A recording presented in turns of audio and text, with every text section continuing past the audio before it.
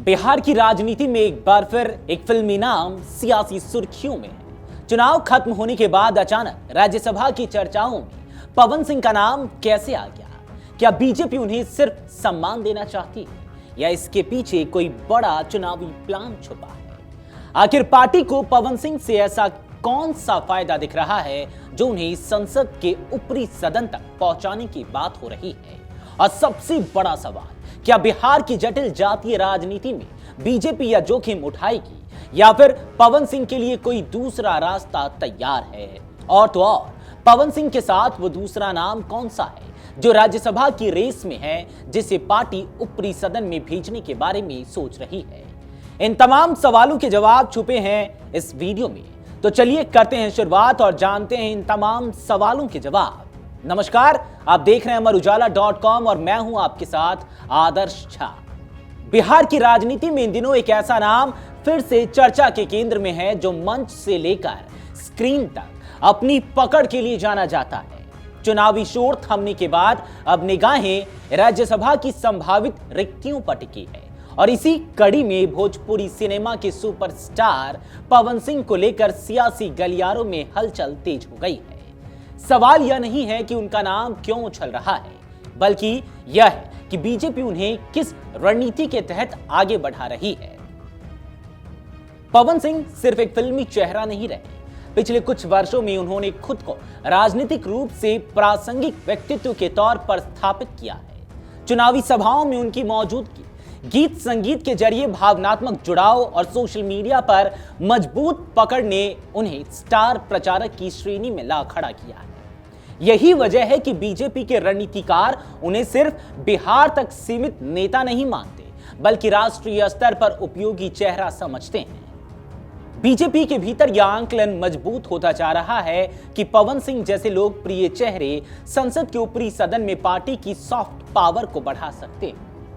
राज्यसभा में ऐसे नेता जो जन संस्कृति से आते हों, पार्टी की छवि को आम मतदाता के बीच अधिक सहज बनाते हैं। पवन सिंह का नाम इसी वजह से बार बार उभर रहा है। पार्टी के एक वर्ग का मानना है कि उन्हें सम्मानजनक भूमिका देकर लंबे समय तक जोड़े रखना राजनीतिक रूप से फायदेमंद रहेगा। दिलचस्प बात यह है कि बीजेपी की नजर केवल बिहार तक सीमित नहीं है। ऐसा माना जा रहा है कि पूर्वी भारत के राज्यों में भोजपुरी भाषी आबादी एक अहम फैक्टर बन चुकी है और माना जा रहा है कि पश्चिम बंगाल के औद्योगिक इलाकों से लेकर असम के चाय बागानों तक भोजपुरी संस्कृति की मौजूदगी साफ दिखती है। ऐसे में पवन सिंह वहां एक जाना पहचाना नाम है। पार्टी नेतृत्व मानता है कि भविष्य के चुनावों में उनकी लोकप्रियता को चुनावी पूंजी में बदला जा सकता है। हालांकि तस्वीर का दूसरा पहलू भी उतना ही अहम है। बिहार की राजनीति में जातीय संतुलन एक संवेदनशील मुद्दा है। बीजेपी पहले से ही सामाजिक समीकरण साधने की कोशिश में लगी है। ऐसे में एक ही समय में दो सवर्ण चेहरों को राज्यसभा भेजना पार्टी के लिए असहज स्थिति पैदा कर सकता है। यही वजह है कि अंतिम फैसला आसान नहीं माना जा रहा। पार्टी के भीतर यह विकल्प भी चर्चा में है कि अगर राज्यसभा की राह जटिल होती है तो विधान परिषद का रास्ता अपनाया जा सकता है। एमएलसी पद के जरिए संगठन में संतुलन भी बना रहेगा और पवन सिंह को संवैधानिक जिम्मेदारी भी मिल जाएगी। लेकिन यह सवाल बना हुआ है कि क्या बड़े जनाधार वाले नेता के तौर पर स्थापित हो चुके पवन सिंह इस विकल्प से संतुष्ट होंगे? कुल मिलाकर पवन सिंह को लेकर चल रही चर्चाएं सिर्फ एक सीट की नहीं है, यह बीजेपी की उस रणनीति का हिस्सा है जिसमें लोकप्रिय चेहरों, क्षेत्रीय पहचान और सांस्कृतिक प्रभाव को राजनीतिक ताकत में बदला जाता है। आने वाले महीनों में यह साफ हो जाएगा कि पार्टी उन्हें किस मंच पर उतारती है, लेकिन इतना तय है कि पवन सिंह का नाम फिलहाल बिहार की राजनीति में चर्चा का बड़ा केंद्र बना रहेगा।